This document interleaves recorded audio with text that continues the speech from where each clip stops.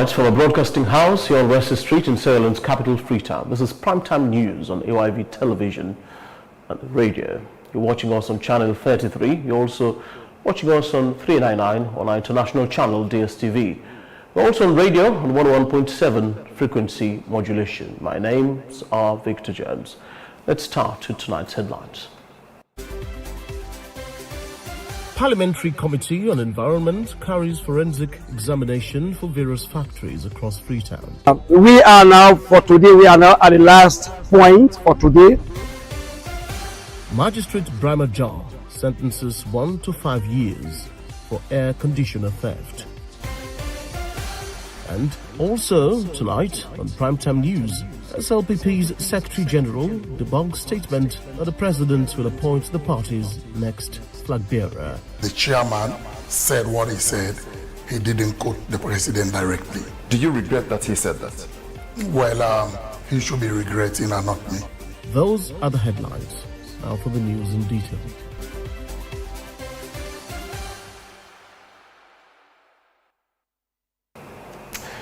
Well, hello and welcome from wherever you're joining us tonight. This is Primetime News on AYV television. Let's start with the very first story. A Parliament's Committee on Environment has conducted a sweeping compliance audit of factories across Freetown, scrutinizing adherence to environmental laws, regulation and safety protocol. The inspection tour touched down at Sierra Leone Flour Mill, Aminata and Sons Limited, G. Shacklands and Sons and Rockham, among other entities. Committee Chairman Honorable Yusuf Makare says the companies are largely within compliance, though pockets of concerns persist still, issuing a call for full adherence, insisting environmental sanity is non-negotiable for public well-being. Here's the highlight. As Environment Committee, we always make sure we do our constitutional mandate. As MPs, we are here to represent our people, to do again laws that can also promote the peace, security and good governance of Sierra Leone, and also we perform oversight function. Please include me.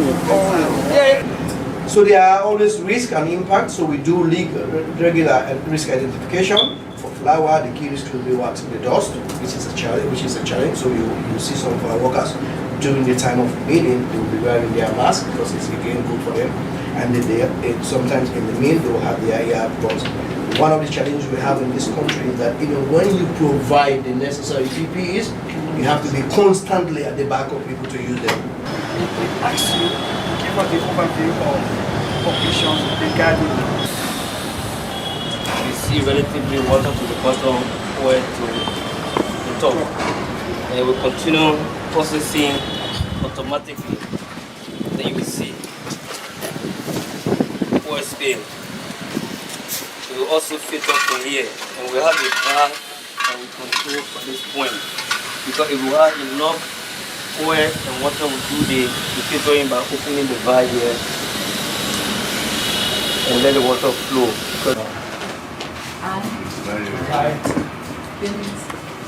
First of all, we don't have plastic waste because we are not longer producing plastics, and the other waste is managed by this new Freetown Waste Management, because this, according to the Freetown City Councils, they said we should go by this, this our service provider in our area. So we manage, they manage our waste and all. And when it comes to environmental, because there is no much production, so we are not facing that much challenges and all. That's why I'm just trying to mention.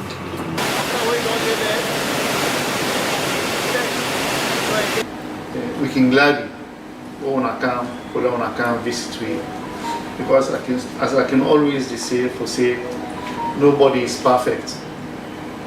So the corner can cancel, Fulana can do oversight.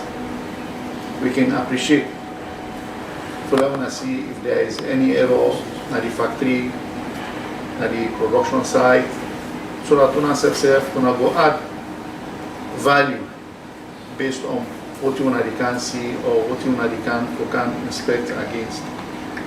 I am highly delighted to be part of this team today. We visited several companies, as you said. We are now at the last point for today. But this is really, impressive because recently we approved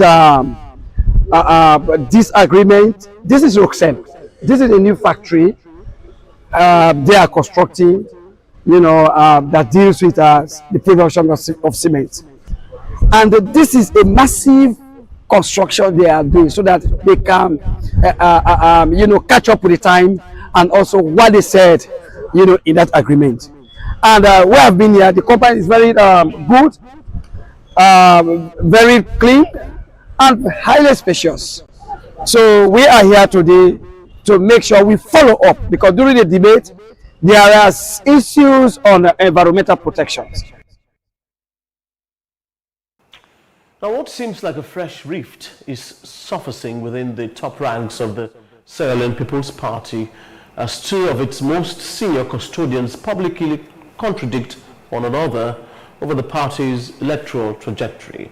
With President Bio constitutionally barred from a third term, meaning the next election, 2028 is already shaping up as the fiercest succession contest the SLPP has faced in generation. Secretary General Paran Umar Tarawandi and National Chairman Jimmy Batilo Songa, elected to lead the party barely a year at its 14th National Delegates Conference, now find themselves at odds, arguing over who actually holds the mandate to chart the party's course forward.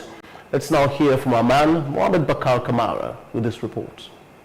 What I will say is, in as much as the chairman said what he said, he didn't quote the president directly. Do you regret that he said that? Well, he should be regretting and not me. That was Secretary General Paran Tarawali publicly rebuffing a directive attributed to the national chairman, Jimmy Batilo Songa, on their party's electoral posture. The friction traced back to remarks Songa made 4 days earlier when he reportedly briefed constituency chairman on the party's electoral posture. A briefing Tarawali's statement now appears to directly contradict. The party chairman, and what he said probably because he knew why he was saying that. But as Secretary General, I know we have not taken a position as a party, and I will definitely let Sierra Leoneans know that President Bio will never communicate such a message to anybody. Because if Jimmy Batilo Songa knew exactly what the president said, Parantarali also knew it. Because if President Bio, as leader of the party, wants to communicate anything directly to the party, he will call the chairman and the secretary general. And I couldn't recall that in any of our meetings with the leader. The public discord between two of the party's most senior custodians has sparked speculation over the depth of internal friction, whether this is merely procedural disagreement or the surface tremor of a deeper contest for institutional control. We want for better, as chairman then, one of the message we are giving now, I want nobody not take side right now.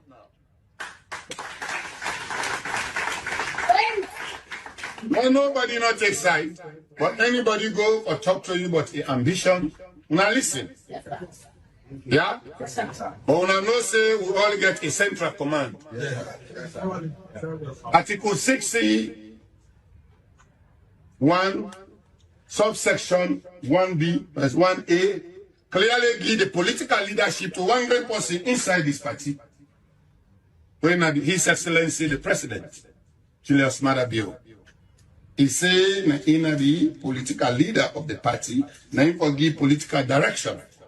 When I see what he don't do in this country, no so. Yes. When I don't see what he don't do for West Africa again, not so. Himself get or go, but we as a party will therefore give with life to them. He get or bring word to me. And not a word no more. And we own a Christian there who believe in the commandment also. Mother Bioga will bring that commandment to assassin Abu. They count a name. They say, thou shalt be. Thou shalt be. As campaign season intensifies, scrutiny is shifting to a sharper question: who ultimately commands SLPP strategic apparatus, its codified democratic structures, or the political inheritance and continuing influence of President Bio? Neither faction has yet framed this publicly as a split, but the optics of contradiction among senior stakeholders have already ignited debates over unity, succession, and internal balance of power. The defining question now is this institutional friction over process or the opening quarrel in the succession battle for the soul of the SLPP. Mohamed Bakar Kamara, AYV News. Strengthening party unity and addressing internal concerns within the Sierra People's Party, the Western Area Regional Women's Wing has held a meeting at the party's headquarters in Freetown. During the engagement, some members expressed frustrations over what they described as limited opportunities and alleged neglect when seeking support from the party. They called for greater inclusion and recognition of women's contributions. Let's have the highlight.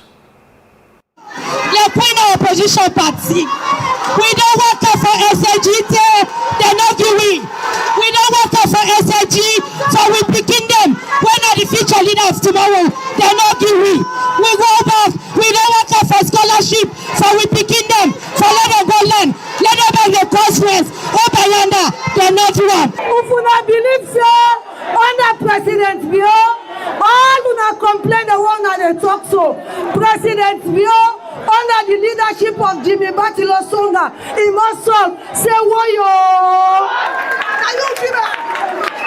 The regional women's leader, Ibrahim Kanaya, as a keynote speaker, he said for can talk but peace and reconciliation. But now, Sidom, I said you can only talk about peace if you don't know what's in the people and their problem. And what's Sidoyanda?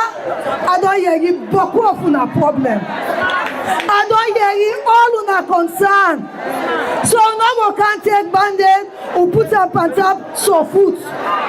We for discuss the issues. So it is a call for us to heal the wounds. It is a call for us to rebuild our trust.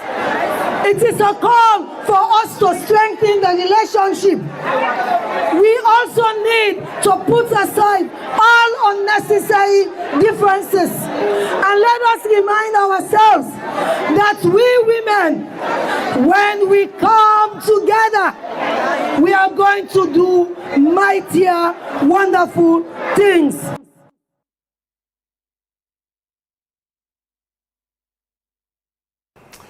Right, now from a college hailed for generations as the advent of West Africa approaches a landmark 200th anniversary on 18th February 2027. Ahead of the bicentennial, the institution is unveiling a calendar of commemorative events, now bolstered by a grassroots student-driven venture.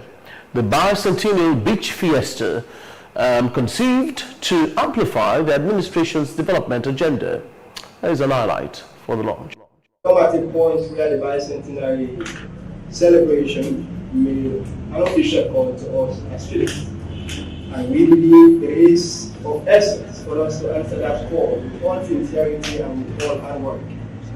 Based on that note, we approached the administration and ultimately they gave us the point support that we need to see how best we can organize an event that is centered around the attention of this great university. And that event is not just about merriment, it's also a two-in-one initiative. One, we marry, we celebrate 200 years. It will never come again. And we must be grateful and thankful to the Lord for giving us the opportunity to witness the 200 years. But at the same time, use that opportunity to raise funds So I need to go to the administration to embark on varieties of developmental initiatives they want to do for this university. And these issues are very practical. The celebrations belongs to the students who are now within the walls of this college. It belongs to, so it is yours. So it goes without saying that you should participate strongly. You should be at the forefront. The request from you came at a time when the bicentennial committee was also considering how students can be brought on board. So it appeared as if you did the assignment very well, you know exactly how you can come in, how you can support, how you can contribute to make things work. So our own job as administration basically is to ensure that we work with you closely. So we have a very good partner, GIT. GIT also read their proposal, and they had meetings with them, and they were convinced that the idea is a very good idea for them to have the students and junior staff, which they will lead under the supervision of the bicentennial Reform Basic Committee. At the end of the day, all the funds that will be generated will go towards supporting the 10 projects. Now, for many vulnerable girls in Sierra Leone, staying in school is not only about having access to a classroom. The cost of books, uniform and other basic learning materials can become another barrier to their education. A new intervention by Angels to Angels Sierra Leone is seeking to ease some of the burden for 100 girls across the country. Joseph Adumambu has the report. For these girls, the beginning of a new school term comes with more than the excitement of returning to class. For some, it also comes with the worry of whether they will have the basic materials needed to participate fully in lessons. This is the gap Angels to Angels Sierra Leone says it is trying to address, providing school materials and support with school fees to vulnerable girls. 70 of the beneficiaries are from Freetown, with 10 each from Bo, Lonsar and Kenema. Well, we all know that girls' child education is the best. When you educate a girl child, you educate the world. So we just want to see how best we can help to put some girls to help them go to school and, just for them to be who they want to become in future. Most importantly, for the ones that our parents find it difficult for them to go to school. The intervention comes against the wider education challenge in Sierra Leone. While access to education has improved through the free quality school education program, UNICEF says many children still struggle to achieve meaningful learning because of poverty and shortages of teaching and learning materials. The organization estimates that about 524,000 children remain out of school, with girls, children from the poor households, and those in underserved communities among the most affected. For these girls, therefore, exercise books or reading materials may appear simple, but they can make a significant difference in how a child experiences school. I feel great, wonderful because of this supply. They give me the textbook, new uniform, the textbook make me read ahead of my teachers and colleagues in class. For parents like Moses, already struggling to meet household expenses, the support also provides some breathing space. This intervention, he says, is a great relief for him, especially considering his current financial situation. With the intervention of the organization into our children's life, that evolution, is actually going at a very high peak, because we can see my child is taking the first position in a class since Angel to Angel came into our life. So we actually appreciate you guys, and we actually want to continue to sponsor. And the support does not stop at secondary school.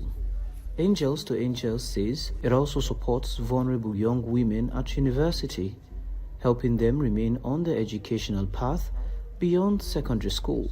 For an organization working with vulnerable girls, the objective goes beyond distributing school supplies.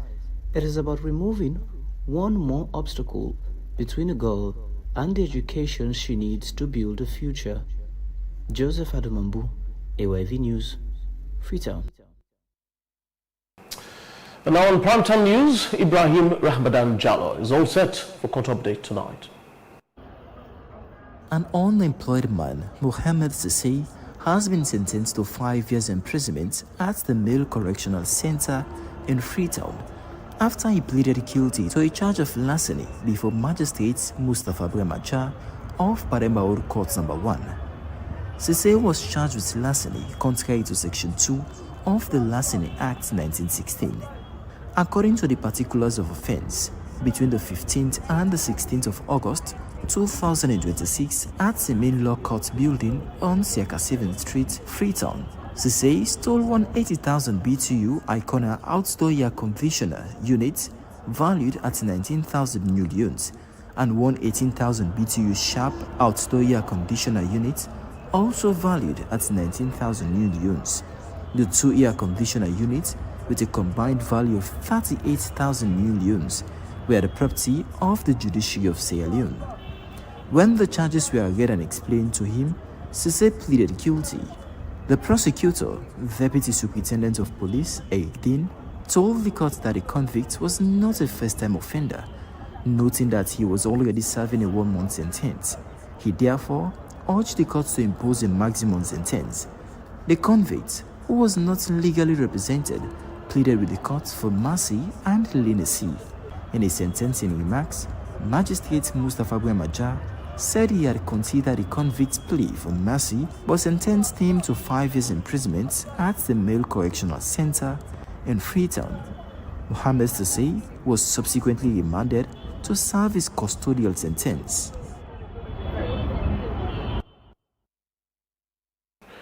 Well, you're still watching and listening to Primetime News on AYV television and radio. Please stay tuned for more stories. We shall be back with more.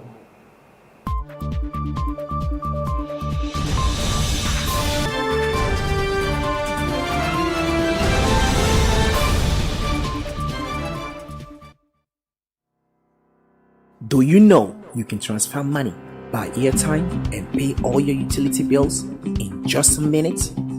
You can have access to your account anytime, anywhere.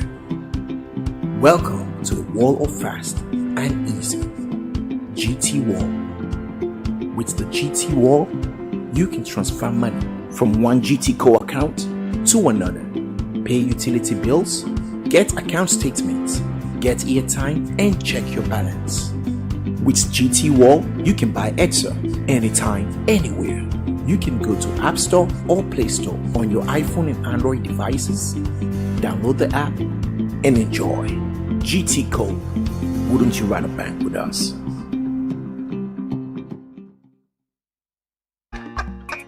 So you mean say you sabi cook? If I cook cassava leaf for you, you go bet your finger. Eh? Cassava leaf? Na my favorite place as than dey. If not a way you dey in hurry, I for don't cook am for you. Me? Dey in a hurry? Who you call cassava leaf? Get outside you go. I don't cancel all team. Go cook. Any problem? Me? Problem. Will I go cook the cassava leaf for you? Wife material. Bamako, 40 yards. Na me. Share and carbon.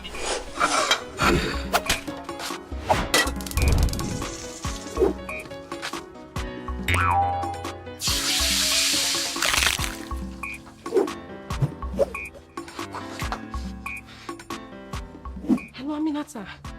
Teach me how to cook cassava leaf now. Hello? I'm cold. You did not do me airtime back don't. Hey me. I don't cook me bongo. Run out of airtime or data? No worries at all. You can now buy airtime or data for yourself or others using AfriMoney. Dial *161*3# now. Jesus. Wife material. Bamako. 40 yards. Nami. AfriMoney. Quick and easy.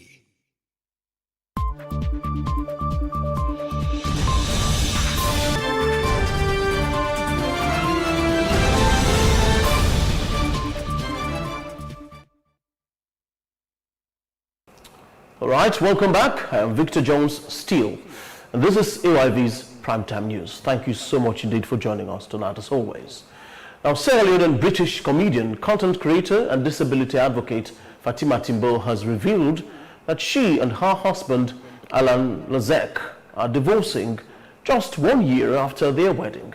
The couple marked their marriage with a lavish ceremony in Cornwall, later featured in British Vogue. The detail of the story are with Nene Janbo. Known professionally as Fat Timbo, the comedian and podcaster is confronting a painful new chapter, confirming that she and Lazak are heading toward divorce.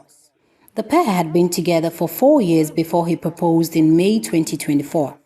They married on the 24th August 2025 at the Tonwell Manor in Cornwall, in a ceremony that weaves in Timbo's fuller heritage alongside fireworks and considerable media attention, later documented in British Vogue. There's no other way of saying it, really.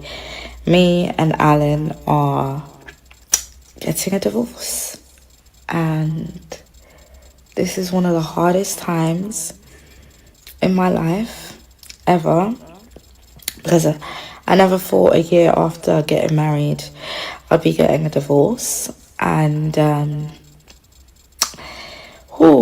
me not cry on camera. Let me not cry. Yeah, never ever thought it would. I never thought I'd do this kind of video ever. But it's been about 4 months now since we've been separated, and we have decided we are going to get a divorce. Yet on what should have been their first anniversary, Timbo disclosed the couple had actually been living apart for roughly 4 months. In a tearful video posted on the 24th August 2026, she confirmed the marriage is ending, admitting she never anticipated reaching this point so soon. She had asked for privacy regarding the reasons behind the split. Timbo describes the separation as amicably, even as she acknowledges the tolls it has taken. A former star of the Undateables and prominent advocate for people with dwarfism, she has built a following exceeding 3 million on TikTok, where comedy and messages of self-acceptance sit side by side. For now, she says the priority is healing, even as a very public relationship comes to a very public close. Nene Jumble, AYV News, Freetown.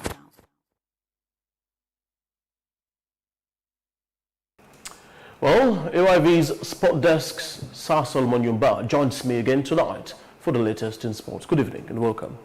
Victor, and thank you for having me. Now for sports, this evening on Primetime News, the National Sports Authority remains under scrutiny over whether it is delivering on its mandate on the State of the Nation program, with Umaru Fofana, former sports minister Ahmed Kanu, who established the NSA, said its sport development remains unmet. NSA's board chairman Ibrahim Yelenke cited funding as a core challenge, while questions also rose over the size of NSA's delegations at international matches. As a report.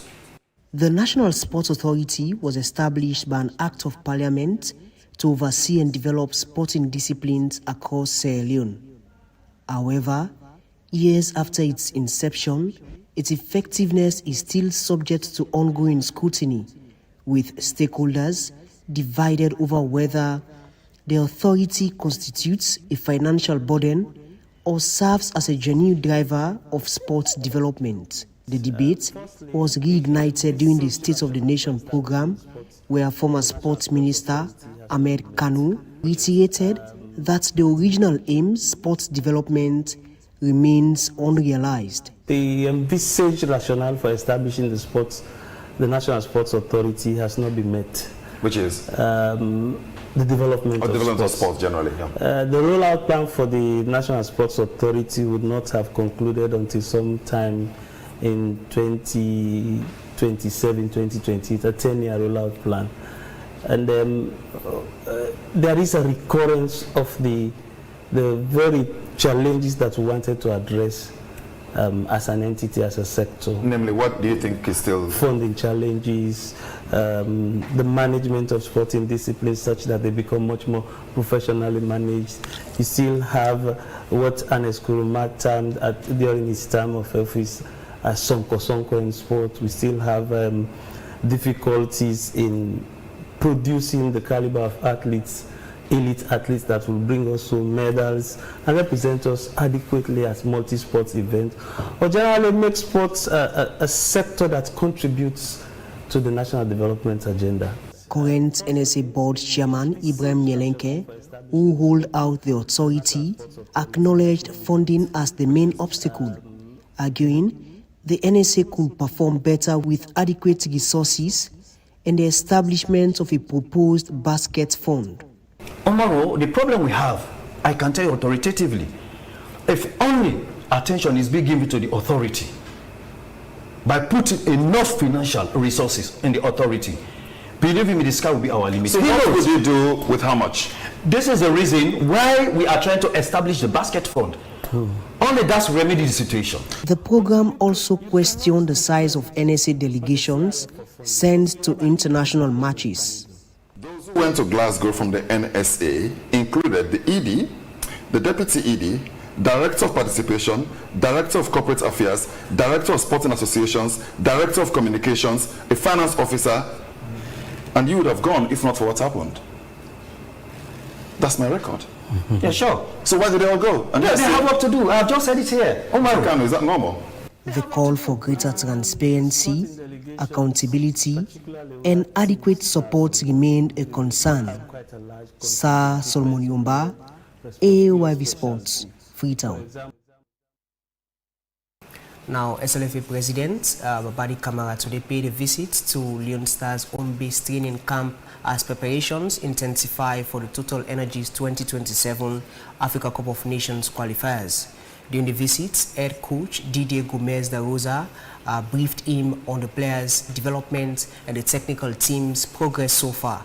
In response, President Kamara reiterated the SLFA's commitment to providing the technical team with necessary support as Leon Stars continue their journey to the AFCON 2027 qualifiers. Well, that's all for sports this evening on Primetime News. Over to you, Victor Jones. Right, indeed. Well, from that, we would say au revoir for tonight's Primetime News. Many thanks indeed for watching. If at all indeed you want to watch more stories, do visit our website at www.ayvnews.com. And if you have any comments or queries, on this program or any indeed of our programs aired here on the AYV, do not hesitate to send us an email to info@ayvnews.com. Victor Jones are my names. Good night.